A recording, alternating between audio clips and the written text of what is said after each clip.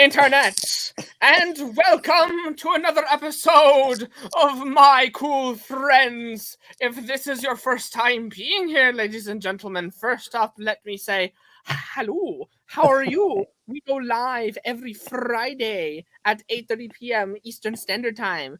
And if you're like, what is this madness? I have not seen this before. But we are in luck for you because you can find all of our previous episodes down over at our lovely YouTube channel. Everything's backwards for me. I'm trying to point in the right direction. I know, it's kind of weird. Yeah. Yeah. I do this every single week. It's like, it's over that way. Ladies and gentlemen, we have a very special guest. If you didn't hear her already, she is behind the curtain. I'm like, oh my god, everything's backwards for me too. I'm in the land of Oz and we're behind the curtain. Everything's screwed up back here. She is the leading and driving force to helping women find their true selves and see what they truly want in this messed up backwards world. Because let me tell you, we're stuck here on the internet, and this is not the only place where we are trying to figure out where exactly we're going. Help me welcome, ladies and gentlemen. I have traveled all over the United States, and I have found my cool friend right here in my backyard of Michigan. Help me welcome, with homemade sound effects, Miss Deborah St Hilaire.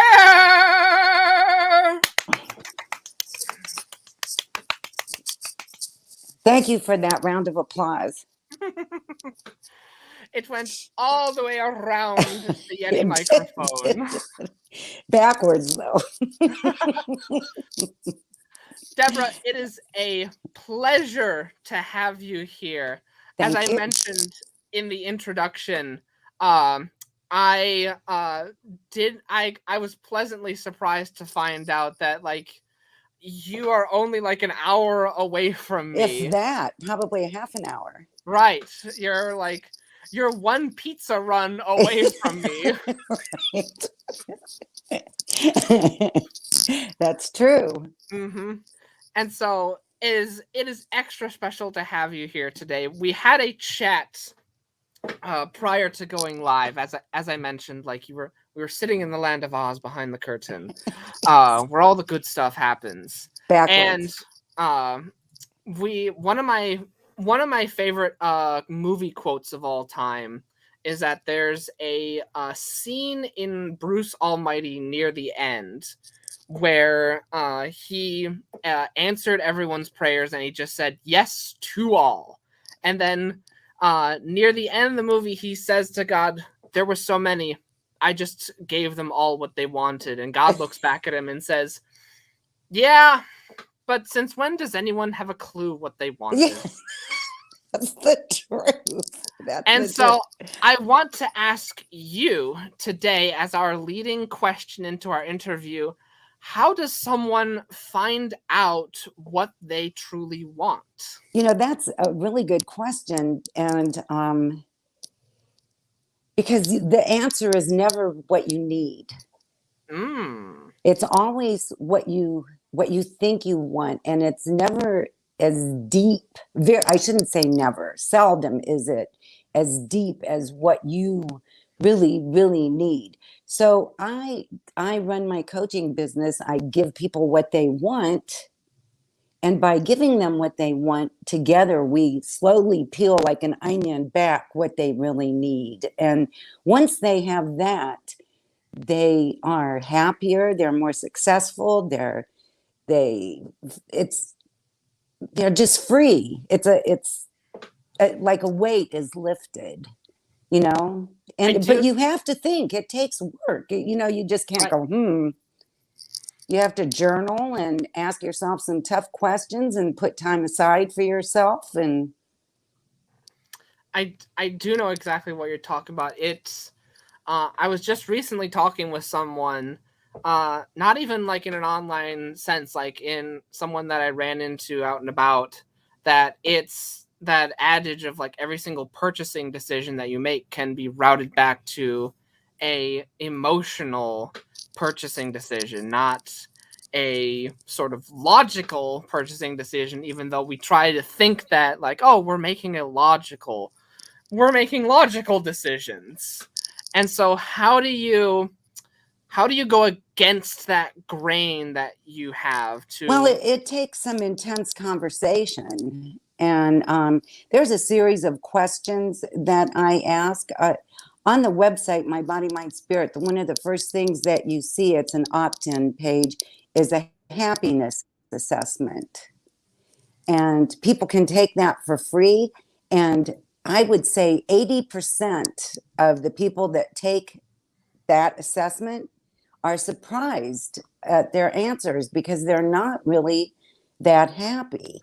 And with all this COVID stuff that's been going on, we've had to make such massive shifts. Moms that used to escape to work and kids were in school have had to isolate themselves and teach. I mean, wow, those are some really big changes. And so it's really easy to lose yourself in your everyday activities and forget that you were Mary the artist, or Betty in the string quartet, or Tiffany the dancer. You forget that. And so we come back to a place of a time in your life when you were happy and fulfilled. And we try to make time for those things. And it might not be those exact things. You can't be a ballerina at 60, but you can sure dance at 60. So it takes a lot of questions. And like I said, journaling, I think, is a really key ingredient in getting to know yourself. Yeah, this reminds me of like a philosophical like conversation that gets passed around. Are you familiar with the show Rick and Morty? No. Okay, well, dang it. Well, I'm gonna go into this anyway. So there's two characters on the show. One of them is like the main character, Rick, and then the other was like the husband, Jerry. And Jerry is like looked at as being like the goofy dad, and Rick is looked at as being like the super intelligent one. And the question is that like, is it better to be a Rick or a Jerry? Because Rick is seen as being like the one with all the answers, yet he is the one that is usually unhappy. Because he and Jerry like is the one who's more like in bliss, but he is typically more often than not happy. So is it better to like have all of this wisdom and all of this power and the infinite, like basically the universe at your disposal, and yet you're not happy? Does that make sense? Well, you focus on the things that make you happy. Like don't watch the news. You don't need to, stay away from people that bring you down. And you can be super intelligent and happy, but we have our own minds to make up. In the morning when you wake up, you can either be happy or not happy. It's not really up to anybody else, is it? Right, it's a choice. And it doesn't matter if you're smart or not smart. It doesn't matter how deep in conversation you can get with people. It doesn't matter what occupation you're in. You have that choice. So you just decide to be happy and avoid things that make you not happy. And the things that don't make you happy, look at them differently and turn them into a joke. It's really easy. So I want to grab this conversation piece and stick with it for a moment. Okay. Because I noticed that what we're talking about seems very simple in practice, but it's not. Is that like, oh yeah, like just focus on the things that are happy and just push away the things that make you unhappy. But, it's sad that we weren't raised like that. Because we were raised to think about your weaknesses and be stronger, make those weaknesses stronger. Why don't you focus on your strengths and find things that fit that? I mean, I think things are changing now. Like the children that are being raised now are raised with find a job that makes you happy, find a profession that makes you happy. do things that make you fulfilled. No one ever said that to me. Right. So things are changing. So yeah, I want to stick with this conversation a bit, because I'm sure that there's a lot of people among all like generations that have this like negative programming, Well, as I say.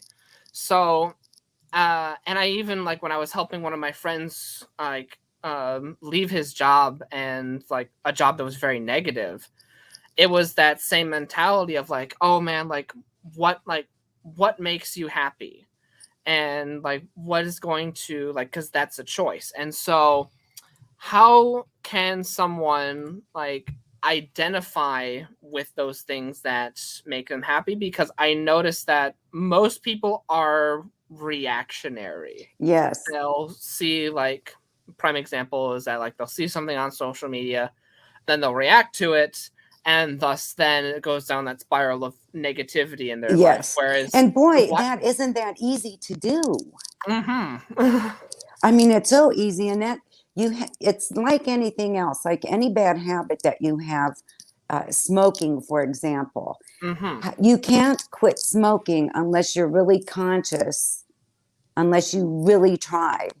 Mm-hmm. You can't eat right if you've been eating junk for a long time, unless you really try. If you really make up your mind, and we have to be in charge of our minds. Our bodies cannot be in charge of our minds. We have to be in charge. And we keep practicing, and meditation helps, journaling helps. There's all these tools that we have at our disposal that are free. They don't even cost anything. You have to decide and put yourself in charge and train your mind. And it's not saying that it won't happen. You still may spiral, but you can catch yourself. Oh, I'm doing it, and come back out, And that's when I'm coaching people, that's one of the things that we really focus on, because it's so easy for men too nowadays, but women of, let's say, busy moms that are working as well, and having to take kids to dance, and kids to school, and basketball, and blah blah blah, and they lose their identity, and they never take time to sit and just think about what makes them happy. What can they do to make them happy? And I don't mean a hot bath and a manicure. Those are things, those are good self-care things, and it might make you feel better about yourself, but you really have to be in touch with you. That's what being on this planet is about. It's about knowing who you are and why you're here. And you have to think about it, and you have to know what makes you happy and what doesn't. If somebody pushes your buttons all the time, and just when the phone rings and it's them, you make that face, don't answer it. Mm-hmm. Limit your time with them. If there's a TV show that really upsets you, don't watch it. I think that's like what I'm thinking about, like when you talk about this, is like, we're, as human beings, we're very tribal creatures. And so when you're saying like, oh man, like, why are you watching that show? It's so horrible. Well, odds are the reason why they're watching that show is because their coworkers are watching it. It's because their friends are watching it. Their spouse is watching it. Well, see, that's a choice that they're making then. Right. And maybe like what makes, and that's, I think, where the where some of the most difficult decisions come into play, is that like, oh man, if I don't watch The Bachelor with a bunch of my other girlfriends, then I'm saying that I'm different than the rest of the tribe. Does that make sense? And that's not wrong. Mm-hmm. But we think that it is, and it's like in high school, we try so hard to fit in, and I never did, honestly. I mean, I fit in with a few, but not with a lot. And I've kind of always been like that. And until I embraced that, I thought it was a weakness of mine, but it's not. It's a strength. So, and just like genes, only 5% of our of disease is genetic. Did you know that? No, but I feel like we're going on a really good conversation point. So it's your mind. You can control it all with your mind. So if your parents both had diabetes and they got it when they were 40, and your doctor says to you, when you're 40, you're going to have to start taking insulin, what's your body going to do? It's when you're 40, you're going to have to start taking insulin unless you do something about it and eat right and exercise. And it's yeah, you're because not predestined to these things. it's sticking with the diabetes example, like odds are they probably had bad eating habits, which were built up like not overnight. Exactly. So I think this is a good segue into your, like, you mentioned briefly that you are the runner of a program called Mind, Body, and Spirit. Could you enlighten us a little bit more about that? Yes, it's a wonderful thing. It's my body, mind, spirit. And it was born because I realized how overwhelmed and underappreciated women are.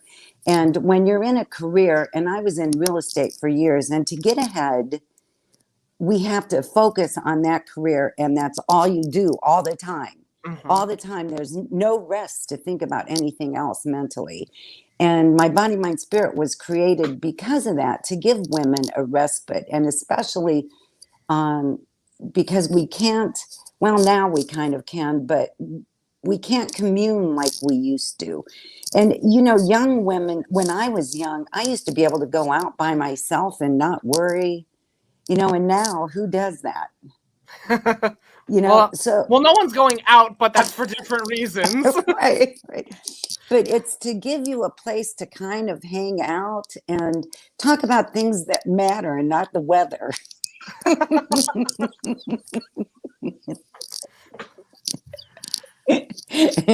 You know what I mean? Talk about things that are going to make a difference in your life, and talk about things that other than your children, other than your profession. We have a monthly book that we read, and we get together. We were doing it once a week, but during the holidays, it's really tough. And we have challenges that we do. Some of them are mental, some of them are physical, and we just mix it up. And it gives you the opportunity to spend some time with you, on you, just you.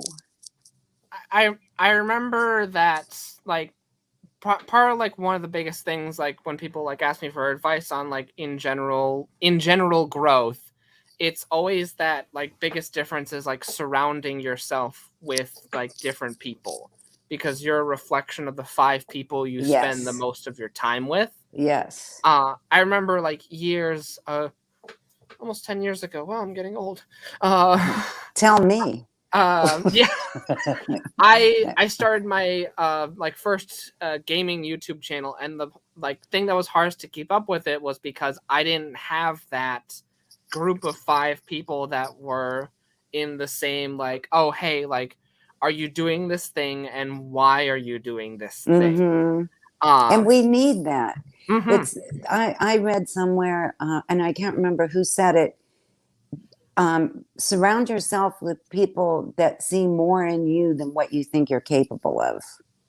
Yes. Wow, that's really powerful.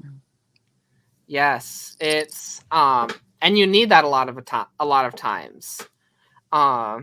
Whenever we're setting goals in our team meetings, in our project management systems, I always like to think to myself, like, set the goals not for what we think we can do, but what we should be pushing ourselves to do. Right. So then, like, when we fail our goals, then it's like, oh, we failed, but we failed and still met exceeded that original, like, right. original There's a limit. saying, aim for the moon, and if you fail, you'll fall among the stars. Right.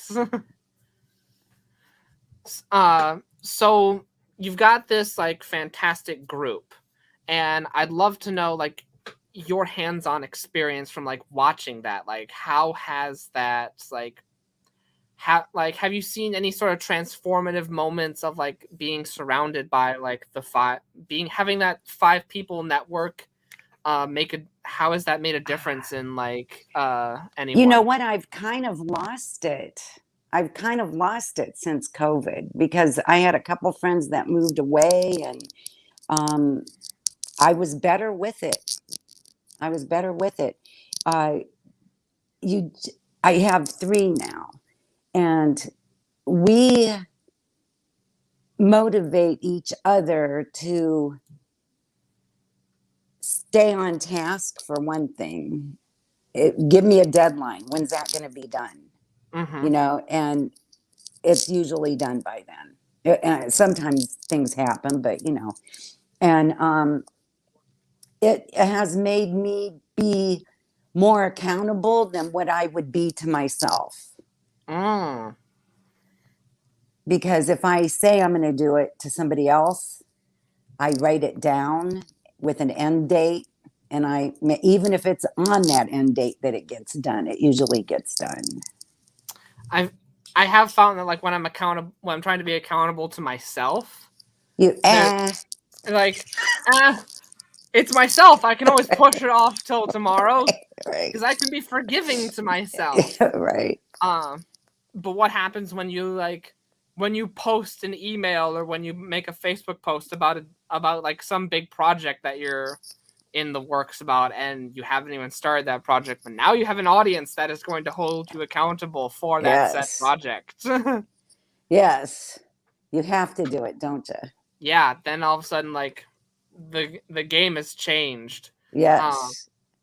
Someone was asking me for advice on lead magnets at one point, and I call this like adrenaline lead magnets. Like I could go a year without like procrastinating on something, but as soon as someone like asks me like, "Hey, do you have any of this?" I can finish it in 24 hours. And I'm like, Right. what happened to the last 365 days if that could have been done? Yep. See, because you were having somebody hold you accountable. Yep, Yeah. It does make a absolutely. big difference. So, and in fact, our October challenge was you name your challenge. You name what you want to do that month. Some people wanted to exercise more, get outside more. One lady wanted to read more, and so you stated your intention, and then we all held each other accountable for it. So we help each other grow and evolve, and but on your own terms. It's not always we're not always on the exact same page, but we did. You want me to tell you about our challenge that we had Ab- in September? Absolutely. Tell me more. It was wonderful. It was called "I Am the Storm: A Study on Feminine Energy."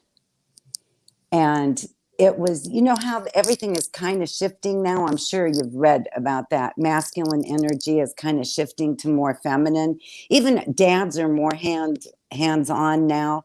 Women can wear nice dresses to the office instead of manly looking suits. I mean, things are changing. But it's hard to change because we've been acting like that for so long, you Right. know so I did a study on masculine and feminine energy, so we learned the difference between them and when to use which one and how they felt when you used it and all that. So we had a meditation every Monday and then 5 journaling prompts during the week that were based on that meditation. So every day you listened to that meditation, read your journal prompt, and journaled. And some people journaled one sentence, and some people wrote pages, and some things resonated more with people. So it's different how it was different for everybody, the way they accepted it. It was cool. I loved it. Wow. Yeah, I'm going to be selling it, packaging it, and selling it on the website so that you don't have to be a member to have that, because it even putting it together made me really think. I loved it. Yeah, that first point you made, I haven't I'm unfamiliar with that, of how like feminine energy and masculine energy has been shifting. And I guess that's because maybe it's because I'm younger, and Mm-hmm. like I've been sort of growing up with like in the nature of that shift. Exactly. Uh Yes. my like maybe I think this is a good example of this. Like my dad's even asked me like, "Hey, do you or any of your friends ever like wear a suit and tie to your virtual meetings?" I'm like, "No, why would we do that?" Uh and like that's natural to him. That's Uh-huh. like, of course you would wear a suit and tie to like your meetings, but to like me and like my entire net, like people that like have been doing this virtual stuff for longer than a year, we're like, why would we do that? Right. We do not see the need to dress up and impress like someone, no matter what like gender you may be. Yeah, see, it never crosses your mind. But if you were a woman, even a woman your age, and you were entering a predominantly male industry, Right. that would be an important thing for you to know. Mm-hmm. How to dress for what occasion, what kind of energy to go into meetings with. You can't go into a meeting with all men and be really feminine. Mm. You can't be. When I was in real estate, I regular real estate was fine. You could be feminine in regular real estate, but commercial real estate was still being run by the good old boys. And The old I money. yes, and I didn't put on an air, but I was my strong self, in front of them. I was more assertive. There's a difference between aggressive and assertive. And in some industries, people don't respect you unless you are assertive. You don't have to be Mm-hmm. aggressive, but you have to be assertive. Think if you had a female doctor and she came in and was, well, like, I don't know, well, um, and started crying and, well, you're really sick. You wouldn't like that. Right. She has to have some male energy going on and come in and be professional and businesslike. She can go in the bathroom and cry when she's done, but while she's with you, she has to have that male energy. Right. That makes sense. And do you think that this is a good thing or a bad thing? Do you think that this is like in the positive or negative column? I think it's a wonderful thing. And we all have both of those energies in us. It's like yin yang. We Mm-hmm. have both of them. We just have to know which one is which and in what circumstances to use the one Yeah. or the other. Not That only for yourself, but for those that you're surrounded with. Sometimes you have to be really strong and powerful, and sometimes you don't.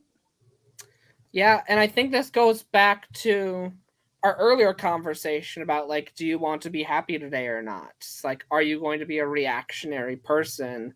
It's that EQ level of the emotional intelligence Mm-hmm. of, it's not that one thing is bad over the other. It's the No. having it's having the ability to master both that yin and yang Right. force. Right. To just be aware of how it feels and how it makes you feel and how you want to feel and act or react in that situation. Yes. And it's always the thing that's right for you, but that it's so that you show up authentically, and you Mm-hmm. always want to be yourself.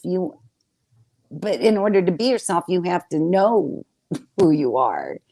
Yeah, and I've we've had previous guests that have we've had 2 previous guests that I've asked this question, and I want to see how you answer it too.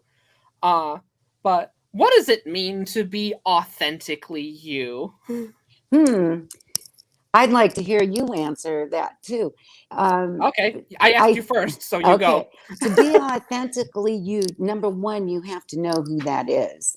And that means you have to really write down your beliefs and your purpose, and really know, because you can go into any meeting and meet anyone and always be you.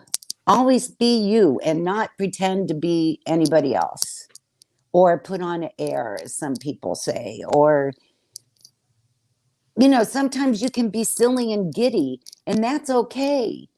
It's just know that that's okay, and give yourself grace and allow yourself to bloom and blossom in the direction that you want to, that's comfortable for you. And if you're uncomfortable, you're not yourself. You're not doing something that aligns with your true values or your true core. You're not being authentic. Like, did you ever have a job that really rubbed you the wrong way? Yes, actually, just recently. And isn't that horrible? I can tell this story. I was working at a yogurt shop, and I told it was like a very, like, imagine like a small, like very, very small place, like it was only run by one person. And I told the owner, like, hey, I don't think it's a good idea to have people on call, both for theft reasons and the fact that, like, you don't want to have your minimum wage workers being on call while you're on vacation. That's just not okay. And I was fired for that. And like after, it was probably your relief. Ding then, and that's the crux of where the story goes, is that I remember, like, after that I just felt like, why do I feel so much better? Oh my god, I got out of a toxic relationship. Right. And that's where I think this, like, comes into where we're talking about, is that sometimes you don't know when you're in a toxic relationship, or when you're in like a negative space, until you're out of it, because that's true. Yeah. But that's how we learn, by contrast. That's how a child learns that something's hot. Yeah. You don't know unless you're there. Right. And then you'll avoid it. Yeah. And that's kind of how we measure our whole lives, isn't it? Like, there's certain jobs that I would never do because it's so against me, against what I think and believe. And if I was forced to do these, and it was miserable. And see, I couldn't be my authentic self on that job. I couldn't be myself. Right. And so you wanted to know my answer to this question. The question, of course, being like, how do you find your authentic self, correct? Oh, how do you find your authentic self? Or did I phrase it a different way? How do you know? How do you know what your authentic self is? And the way that I would discover this, and the way I've discovered this for myself, is that, we can have like a lot of like common interests, but they're like, more often than not in today's world, like a lot of times your common interests are like, oh, hey, the things that are marketed to you, ha ha ha ha, like, oh my god, you love the same multi-million-dollar Marvel franchise that I do, ha ha ha, we must be good friends.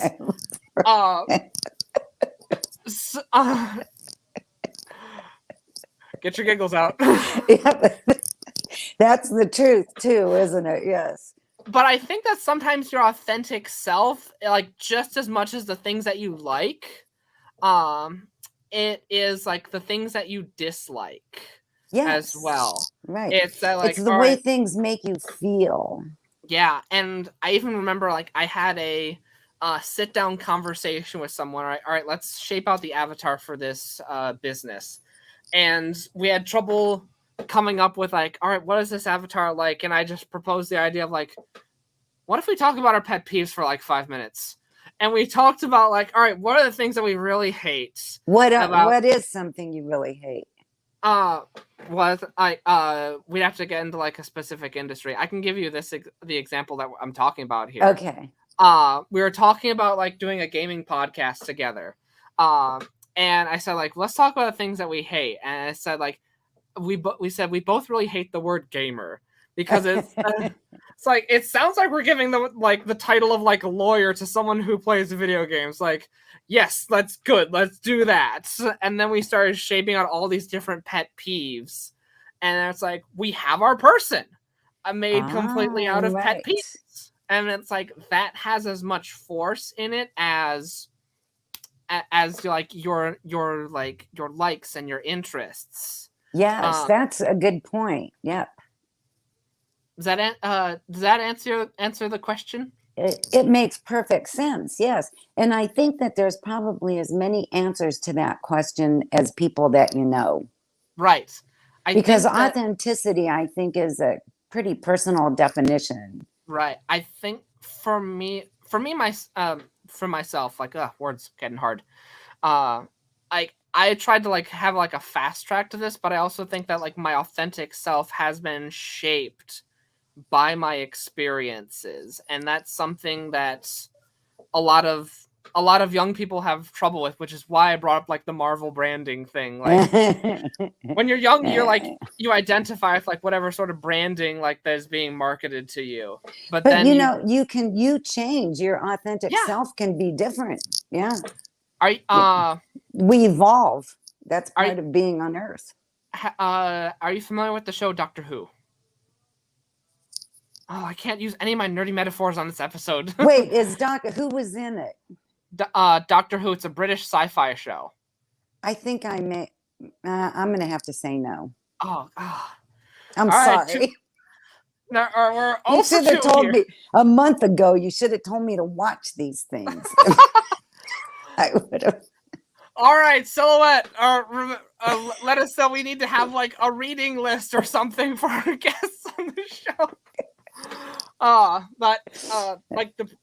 I bring this up because there's a premise on the show that like Doctor Who's been going for years, and so they had like different people play the main character, but it's the same continuing story. So he's an alien and he regenerates. Oh. And so they use this concept as like also humans regenerating as like we're different people all throughout our lives, and so that's how they explain that. It's like, and you need to keep moving forward as long as you don't forget the people that you used to be. Right. Yes, that's very true.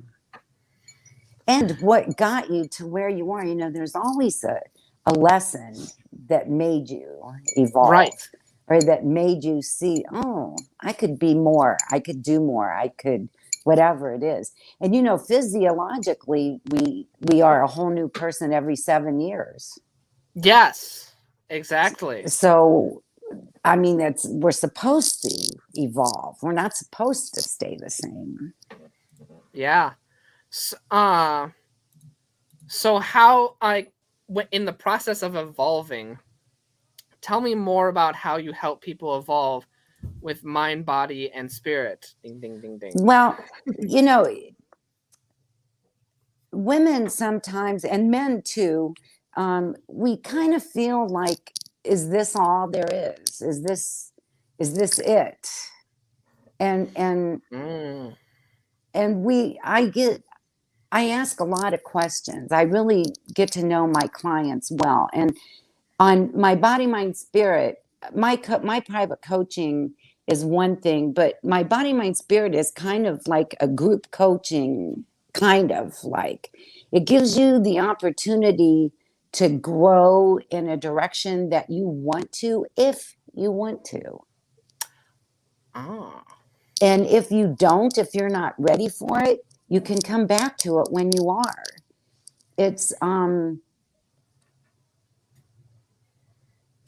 it brings you to a safe place to be who you are right now, but to not be afraid to want to be more. You know, you don't have to be satisfied with the way you are right now if you don't want to be. If you're not happy the way you are right now, and you know that, then do something about it. And my body, mind, spirit is kind of the tool to show you that there are different options. There's different ways to think about things. There's different ways to look at things. One of the my favorite sayings is by Dr. Wayne Dyer: if you change the way you look at things, the things you look at change. So you can look outside and have it be drizzly and cold and just complain. Or you can think, wow, this is a perfect day to make myself a nice cup of tea and read that book I've been putting off reading. You know, and you can do that with just about every situation and every person. There was this one guy that I really couldn't stand. He was very arrogant, and there was really nothing good about him except he dressed very nice. So whenever he was talking, and I had to work with him, whenever he was talking, I would hear like Snoopy, you know, that. I'd hear that, but I'd think, man, that shirt is tailored perfectly for him. And it's just the right color. You know, you choose to see what you want to see. You can choose to see the gray day, or you can choose to see the tea. Yeah. And it's funny that you bring that up, because I think we've all had that experience of, oh man, like some coworker who I'm contractually obligated to be around Yes. is bringing me negativity. What do I do about it? Wear earplugs. And it's that thing, like, well, it's how you perceive it, or it's whatever you do with the tools that are at your disposal. And if you don't know what the tools are, then you're in a bad place. But that's what coaching's about. It's to pinpoint what's going on in your life that you just have tried to fix and you can't. You know, we all have those things where something's just a little bit beyond us, like some math problems, I'm just giving an example, are just a little bit beyond you. But if you sat and studied how to do that problem, you'd eventually figure it out. And that's kind of what coaching is about. It's about giving you a different way to look at the situation that you're in, the problem that you're having, whatever, and kind of shift how you're looking at it. And it's usually not so bad. I think Usually. the math not I think always. the math problem example is a great example, because a lot of times people are looking at life problems like there isn't an answer, or there's only one. Yeah, or there's only one answer. But there is an answer. It just takes a little bit of time to figure out. It may not be the perfect answer you're hoping for. Right. It may be an answer that involves some sacrifice, but there is an answer. Or it may involve some steps. Right. That's another thing.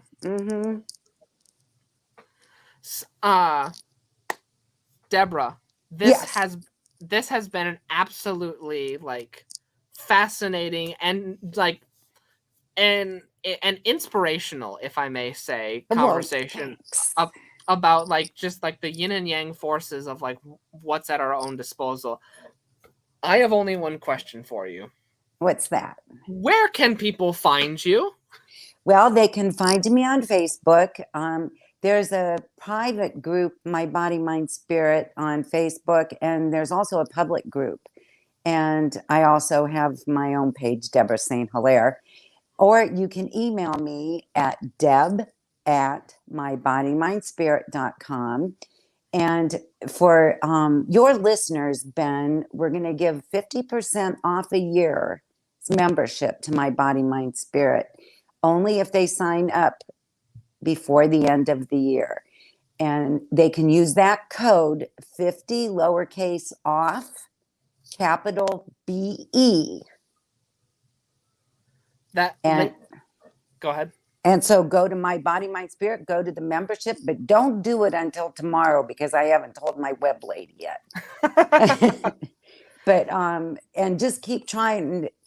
And if it doesn't work for you, get in touch with me and we'll get it to work.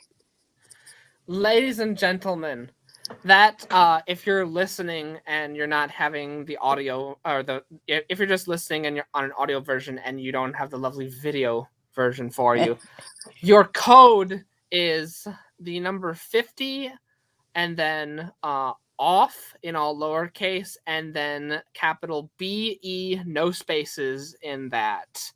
Use that code before the end of the year, before the ball drops at midnight. Yes. That is your race against time. Like there's many Pikachus running to get to the clock. Ladies and gentlemen, this has been an absolute pleasure to get to sit down with Deborah and talk about all the powerful things that are at your disposal. I am your host. My name is Ben Ebig. This has been our very special guest, Deborah St Hilaire. Hilaire. Hilaire. Hilaire. I have been mispronouncing her name for an entire hour. No, you said the Hilaire at the beginning. I did? Yeah. I did? Well, then I am just a fool with a microphone. I am just a fool with a microphone like everyone else on the internet. Until, if you got this far in the episode, boy, did you find a treat.